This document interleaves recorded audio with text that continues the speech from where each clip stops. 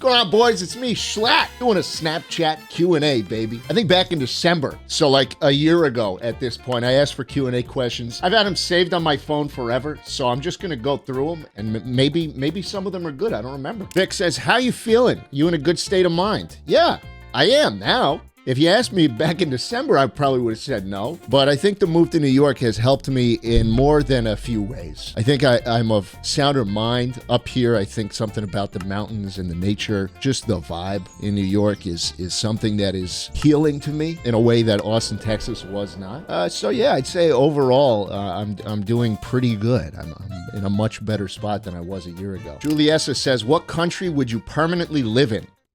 The U.S. Why would you live anywhere else? Am I being silly? What, you want me to say I'm gonna move to Japan? You kidding me? They're like a stone's throw away from every bad country in the world. Why the f would I want to live there? Listen, if it hits the fan, you know where you want to be. Make no mistake about it. It's also a great country to be rich in. Anna wants to know my opinion on single mothers.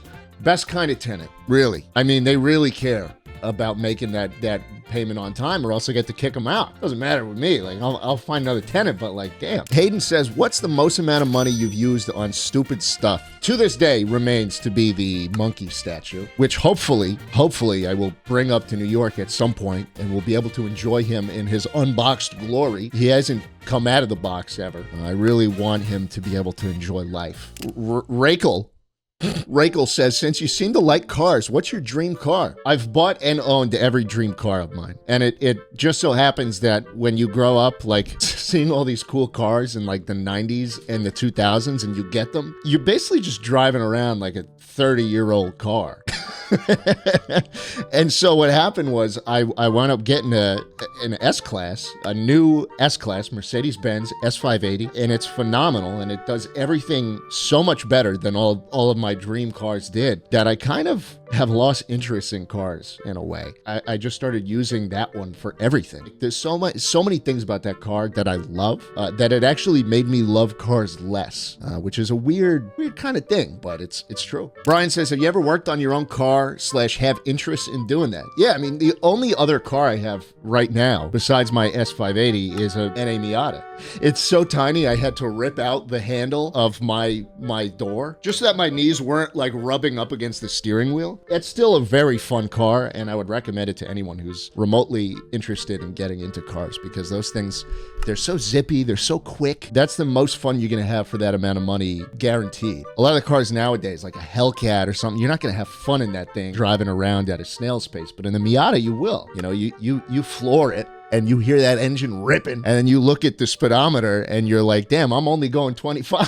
Phoenix says, what's the sponsor of today's video? Well, I'm glad you asked, because it's freaking Gamer Supps, baby. Gamer Supps is the cheaper, healthier way to get your caffeine in. You ever notice when you're drinking some other energy drink and all of a sudden you get the jitters, or you crash right after you stop drinking it? Well, those days are over. It's the energy drink with 0 calories, 0 sugar, no headaches, no blood sugar spikes like every other energy drink, and it's only 40 cents a serving. You guys been catching on too, because you know what? Every tub of Gamer Supps is delicious and comes in caffeine-free versions. Go to gamersupps.gg and get some for yourself. You guys can use code SCHLATT, link in the description. Pick yourself up some powder, baby. Recently, I've been on a kick of caffeine-free, and I've been really loving this flavor, Arctic Cooler. Very reminiscent of Capri Sun. Arctic Cooler, my goodness.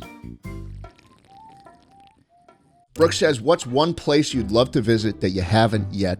Thank you, Schligged. There were 2 places on my bucket list that I really wanted to go and experience, and Japan was one of them, which I've gone, 4 times now in 2 years. But the other one was Switzerland. I mean, I get these videos all the time of like the most beautiful landscape you will ever be able to imagine. And it's just like, yeah, people live here. This is just a small village in Switzerland. And I'm like, fuck. It really makes you wonder why I spent that many years living in a flat wasteland in Texas. I mean, New York's got mountains and shit, but they are nothing compared to some of the videos I've been seeing of Switzerland. So that's the only other place that I'm really like itching to go to. Tegan Fecco, what a name. Jesus Christ. Are you a guy or a girl? Anyways, opinions on the McGriddle. It's phenomenal. It is. The McGriddle with the 2 pancake things. Oh, the McGriddle is a phenomenal breakfast. Very early days of jschlatt Live, when I was doing those Wii videos, I would always, I'd be recording until the sun came up. It was like 4 a.m. I'd start seeing the sun coming up as I was fucking playing Wii and hanging Baby Yuto by a string. And I'd always get the McGriddle because it's just the perfect morning snack. I mean, you feel like shit after you eat it, but god damn, sometimes it's worth it. Cassie says, do you ever think about going back to college? If so, would you continue the same degree?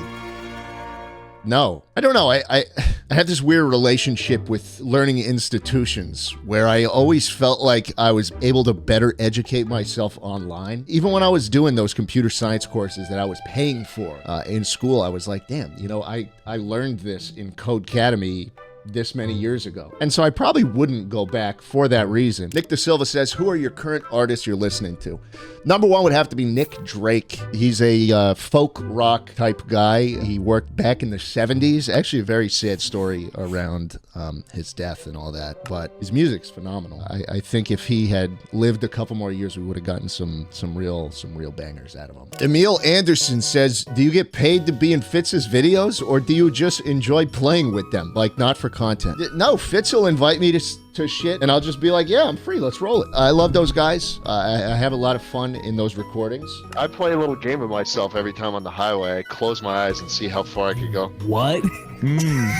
I try and wait, you guys. And I think that's a fun way to like do this job, is to just be a part of other people's shit, because then you could just worry about being funny or just enjoying the thing instead of having to worry about the recording being good or how it's going to turn out in the edit or anything like that. And so that's why I like being invited to shit. It's a fun time. But I'm not going to LA. If you invite me to something in LA, I'm gonna say no, just so you know. Aiden Keating goes, do you like Menschlatt? Don't worry, I support if you do, money sign. No. Alex says, if someone gave you a box of everything you've ever lost, what's the first thing you'd look for and why? That's a great fucking question. And I thought about it for a while, and what I'd look for isn't really like a physical thing, but it's a hypothetical. So fuck it, we're gonna roll with it. I'd look for my oldest video project files.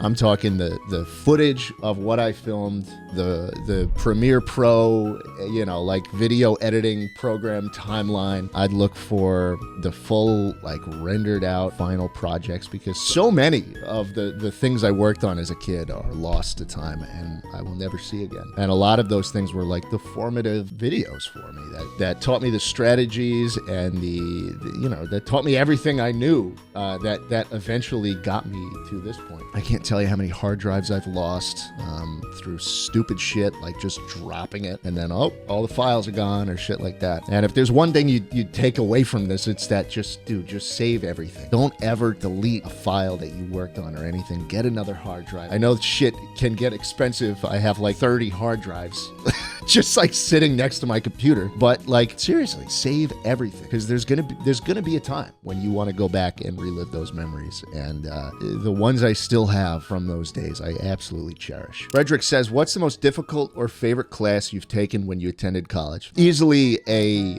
physical engineering course. I forget what it was called. It was probably just electrical engineering 101 or something. We were working with like physical circuits and components, and it was such a nice departure from writing code all day.